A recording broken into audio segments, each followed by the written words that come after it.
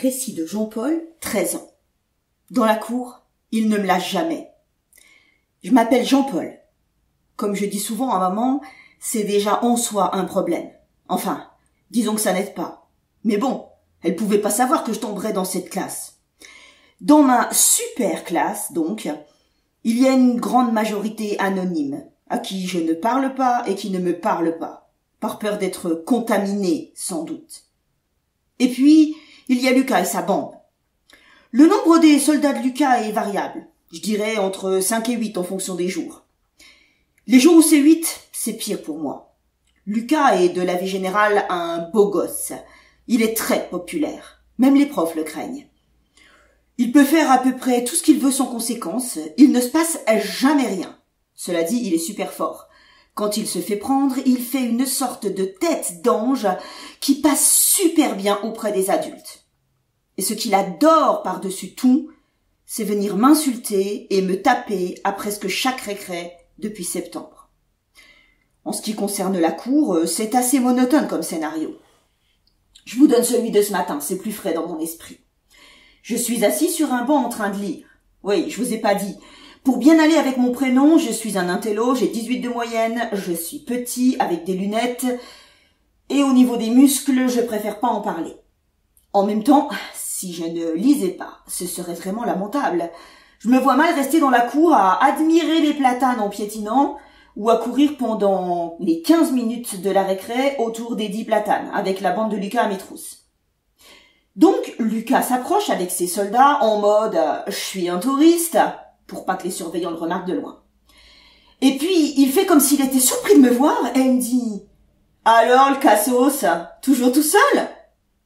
Et là, son lieutenant, Bastien, dit « Ben non, il a son ami imaginaire de quand il était petit qui est toujours dans sa tête. Il paraît qu'il lui envoie des SMS. » Là, ricanement viril de la part de toute la bande. Et puis, Lucas s'assoit à côté de moi sur le banc. La bande protège des regards et me colle un coup de coude dans les côtes en me disant « Alors, mon pote, tu vas faire la fête ce week-end avec ta grand-mère ?» À nouveau, ricanement viril, et il me tire les petits cheveux que j'ai dans la nuque. Ça fait trop mal. Alors je lui dis doucement « Arrête, lâche-moi maintenant. » Alors il se lève d'un bond, un peu comme s'il jouait une pièce de théâtre, et il me demande « C'est comme ça que tu me remercies d'être ton seul pote, Jean Popol ?» Vous admirez la finesse de son humour. Il prend mon sac de cours et il le vide par terre. Et puis il s'en va, pendant que je remets mes affaires dans mon sac en essayant de ne pas pleurer. L'autre fois, il avait cassé mon portable. J'ai pleuré. Depuis un mois environ, il aime bien aussi me prendre pour cible dans la classe, vu que tout le monde s'en fiche. Hier, il a donc mis son compas pointe vers le haut sur mon siège. Et quand je me suis assis, j'ai eu franchement super mal et j'ai hurlé, ce qui a couvert le rire. Et je me suis fait envoyer à la vie scolaire. Et le prof m'a dit « Il faut prendre un peu sur toi, Jean-Paul. Tu ne trouves pas que tes cris sont un peu excessifs ?»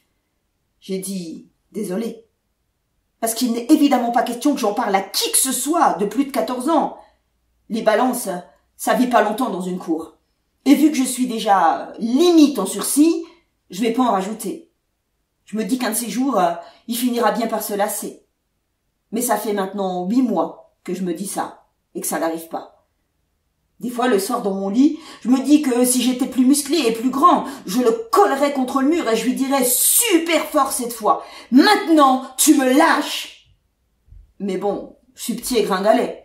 Et puis, ils sont nombreux. Si en juin ça n'a pas bougé, je demanderai à maman de me changer de collège.